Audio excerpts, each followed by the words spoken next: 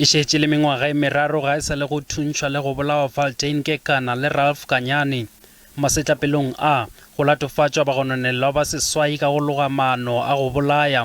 Magareng ga bona go akaretša leloko la lekgotheramelao ya province ya Limpopo ka go ANC Tolly Mashamaite, ngwanabo molaodimogolo wa mmasepala wa Mogalakwena Mashamaite le beng dikgwebo ba bangwe. Maabane molato kgatlhanong le Mashamaite o šuthiseditše bekeng e tlago ka labobedi. Eupša diphetogong tša moragorago moemedi wa molao wa Mashamaite o re Kgorotsheko ya Tsheko ya Polokwane e mo file peili.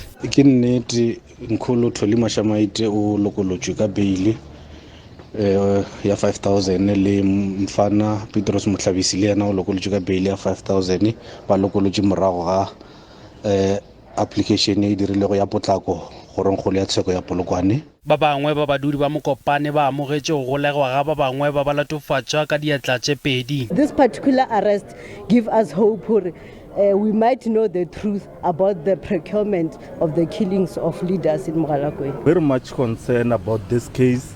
We are suspecting that the thing is political because we are about to go to sub-regional council or sub-regional meetings.